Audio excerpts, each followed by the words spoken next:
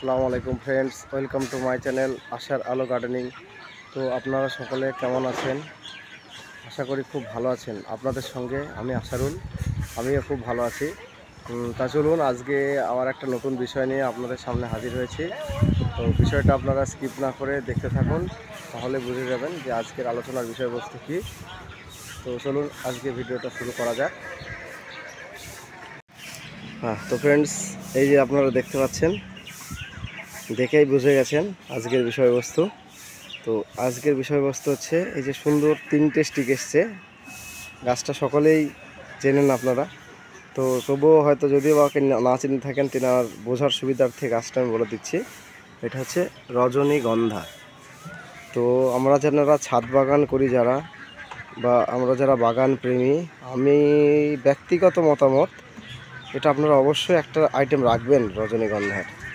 তো রজনীগন্ধা রাখতে কেন বলছি, রজনীগন্ধা একটা মানে এর নামের সঙ্গে এর সম্পূর্ণ মিল আছে। নাম যেমন রজনীগন্ধা, তো এর সেন্ট, একটা স্টিক যদি মোটামুটি ফুল ফোটে তো আপনার বাড়িকেই ও পুরা সেন্ট করে দেবে বা পুরা সুগন্ধে ভরে দেবে। তো মেনলি আজকে রজনীগন্ধা নিয়ে আপনাদের যে কথাটা বলছি। তো এখানে দেখুন গাছটা গ্রোথ দেখুন। আমি কিন্তু আপনাদের যিনারা আমার ভিডিও দেখেন বা ফলো করেন আমাকে, তো আপনাদের আগেও বলেছি, আমি এখনও বলেছি, আমি কিন্তু কোনো রকমের রাসায়নিক সার ব্যবহার করি না। সম্পূর্ণ জৈবভাবেই আমি বাগান করি।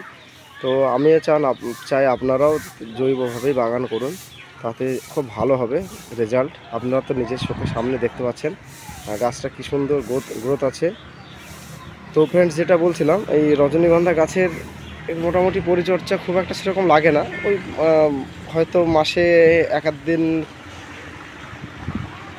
হয়তো যেদিনকে আপনি গাছে কোনো খোল পচা দিলেন বা জৈব সার, আমি মেনলি তো এখানে গোবর সারটা বেশি ইউজ করি। আর ওই একটা সার আপনাদের সঙ্গে শেয়ার করব, সেটা হচ্ছে সবজি পচা দিয়ে, একটা সবজি বিভিন্ন রকম খোসা দিয়ে একটা সার তৈরি করা যায়, জৈব সার। তো সেটা ব্যবহারের বিধি আপনাদের তো এর আগে একটা ভিডিওতে আমি বলেছিলাম যে বলবো, তো সেটা আমি দেখানো হয়নি।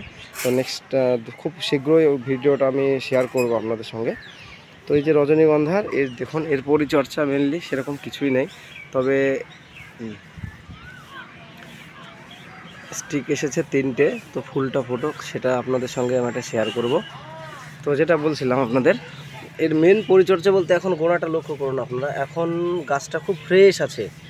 এটা কিছু সময় কি হয়, আপনার এই গাছের গোড়াকার কিছু ডাল, মানে আপনারা খুব লক্ষ্য করুন, এই যে দেখুন, এই যে দেখেছেন তো, এরকমভাবে দু একটা ডাল আপনার এরকম দু একটা ডাল শুকিয়ে যায়। তো এর মেন যেটা হচ্ছে, শুকনো ডালগুলো আপনাদের পরিষ্কার করে দিতে হবে। আর সেই সঙ্গে রজনীগন্ধা গাছে খুব একটা জলও খুব একটা বেশি লাগে না, নর্মাল জল দিলেই হবে।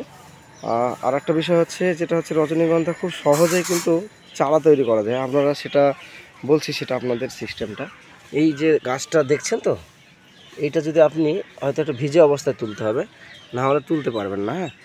তো এটা আপনি তুললে ভিতরে আমরা যেন বাড়িতে যেমন ওই পেঁয়াজ রসুন ব্যবহার করি না, তো ওই পেঁয়াজের মতো একটু ছোট্ট গুটি থাকবে ভিতরে, আপনি দেখে অনেকটা পেঁয়াজের মতোই লাগবে। তা ওই পেঁয়াজের মতো ছোট্ট গুটি থাকবে, ওটা আপনি যে কোনো পাত্রে, যে কোনো পাত্রে লাগাতে পারেন, নিচে লাগাতে পারেন, তবে মাটিতে লাগালে এর গ্রোথ আরও খুব ভালো হয়। তো আপনারা ইচ্ছা করবে যেখানে ইচ্ছা সেখানে লাগিয়ে দেবেন, গাছটা হয়ে যাবেন। একটা খুব সিম্পল গাছ, কিন্তু খুব সুগন্ধিযুক্ত গাছ। আর একটা ব্যাপার হচ্ছে, বর্ষার আগে যদি আপনারা চান যে এর পাতাগুলো যেগুলো একটু এলোমেলো হয়ে যাবে, এই যেমন এই পাতাটা এলোমেলো হয়ে গেছে, এরকম কিছু এলোমেলো পাতা যদি ভাবেন কাটিং করে দেবো, তাতে দিতে পারেন, অসুবিধা নেই। তো ফুলটা ফুটলে ফুলটা নিয়েও আপনাদের একটা ভিডিও আমি দেব। তো চলুন আজকে ভিডিও এই পর্যন্তই। এই রজনীগন্ধা সম্বন্ধে আরও যদি কোনো প্রশ্ন জানার থাকে কিছু আপনাদের, সেটা আমাকে কমেন্ট করতে পারেন। আর সেই সঙ্গে একটা কথা বলছি, যিনারা আমার চ্যানেল নতুন, চ্যানেলটা অবশ্যই সাবস্ক্রাইব করবেন, সেই সঙ্গে অল নোটিফিকেশন বেলটি অন করে রাখবেন, যাতে আমি কোনো ভিডিও দিলে আপনারা সহজে নোটিফিকেশন পেয়ে যান। আর যিনারা অলরেডি আমার চ্যানেলকে সাবস্ক্রাইব করে রেখেছেন, তেনাদেরকে অসংখ্য ধন্যবাদ আমার পাশে থাকার জন্য। আর লাইক শেয়ার কমেন্ট করতে ভুলবেন না। আর প্রত্যেক ভিডিও শেষে যেটা বলি, সেটা আরও একবার, আপনারা সকলেই ভালো থাকবেন, সুস্থ থাকবেন, সবুজের সঙ্গে থাকবেন। ধন্যবাদ।